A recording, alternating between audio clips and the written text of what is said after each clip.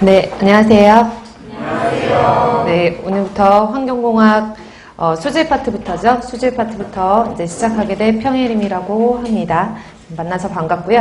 오늘 시작하기 전에 제가 대략적으로 이제 공부하시는 방법이나 수업 진행 방법에 대해서 잠시 설명을 드리고 그 다음에 수업을 바로 진행하도록 할게요. 첫 번째로는 이제 환경공학을 준비하시러 오신 거잖아요. 그쵸? 준비하시기 지금 시작하시는 건데 어떻게 구성되어 있는지를 조금 알아두시면 도움이 되실 것 같고, 물론 공부를 시작하시기 전에 각자만의 방법으로 다 정보를 찾아보시고 어떻게 공부를 하셔야 되는지에 대해서 알아서 찾아보셨겠지만, 그래도 제가 한번 정리를 해드리고 요즘 문제가 출제가 어떻게 되는지 경향에 대해서도 잠시 말씀을 드리고요. 그 다음에 공부하는 방법, 그 다음에 수업의 진행 방식에 대해서 설명을 드리고 수업을 시작할게요. 첫 번째로는 이제 환경 쓰실 필요는 없고요. 인터넷 뒤지면 다 나오는 정보예요. 그래서 환경공학이라고 하면 되게 포괄적이거든요. 뭐 오시기 전에 인터넷 많이 찾아보셨죠? 그러면 환경공학은 제 이름도 많이 찾아보셨겠죠, 그쵸? 그럼 제 이름을 찾아보시면 양이 엄청 방대하다가 대부분 써 있더라고요. 그래서 수업 과정 자체가 이제 양이 많고 수업 그 회차가 좀 많기 때문에 여러분들이 아마 좀 주춤하신 분들도 계시겠지만 환경공학이 어떻게 구성되어 있는지 알고 계시면 왜 양이 방대할 수밖에 없는지에 대해서 좀 이해를 하실 수가 있거든요.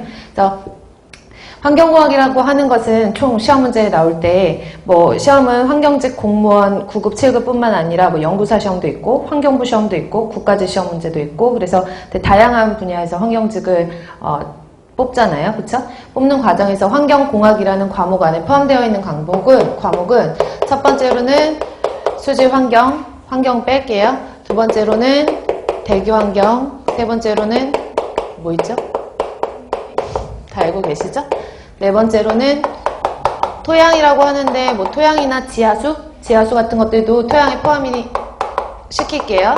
뭐 분야를 제가 딱딱딱 나누기에는 수질, 대기, 폐기물 이외에는 조금 애매하기 때문에 다섯 번째는 소음과 진동이에요. 소음, 진동이 플러스가 아니라 소음과 진동 파트가 따로거든요. 그래서 소음과 진동. 그 다음에 여섯 번째는 제가 수업 시간 잘하는 말인데 찌끄러기. 그래서 뭐 우리가 보통 환경공학에 당연히 환경 같은 경우에는 상당히 많은 과목들이 포함되어 있기 때문에 과학기술이잖아요. 그쵸? 그래서 순수한 과학 플러스 기술까지 융합이 되어 있어서 뭐 요즘에 많이 이슈가 되는 화학물질에 대한 시험 문제도 어떻게 보면 환경적인 문제이기 때문에 여기에 포함이 될 수도 있고, 그래서 기타를 넣을게요.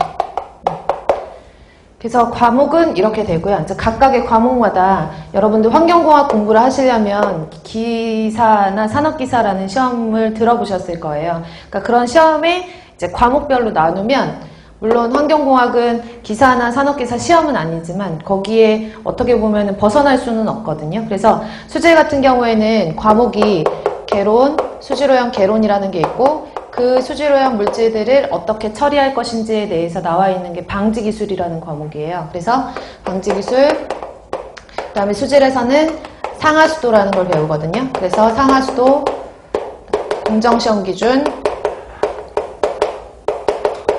법규, 수질오염 관계 법규 이렇게 구성되어 있고, 대기 같은 경우에는 개론, 똑같이 마찬가지로 대기오염 방지기술, 그 다음에 연소공학, 그 다음에 마찬가지로 공정시험 기준. 공정시험 기준은 실험하는 거거든요. 그래서 실험에 대한 내용들이 나와 있는 것이 공정시험 법이었는데 이제 법에서 기준으로 변경이 된 거죠. 그 다음에 대기오염 관련 법규. 근데 여기서 법을 보시면 조금 이따 설명드리겠지만 법이 하나가 아니라 여러 개가 이제 대기 환경에 관여되어 있는 법규, 수질 환경에 관여되어 있는 법규들이 여러 가지이기 때문에 법만 해도 조금 많거든요. 양이 많고, 그 다음에 폐기물 같은 경우에도 마찬가지로 폐기물 처리 개론이라고 하고, 폐기물의 처리에 대해서 설명을 할 것이고, 그 다음에 뭐 소각, 열회수, 뭐 이런 내용에 대해서 설명을 드리고, 사실 공정시험이나 법규 같은 경우에는 폐기물 같은 경우에는 보통 시험 문제에 많이 출제가 되지 않는 편이라서 이거는 제가 이렇게 언급을 많이 하지 않을 거예요. 근데 어쨌든 폐기물도 공정시험 기준이 있고, 그 다음에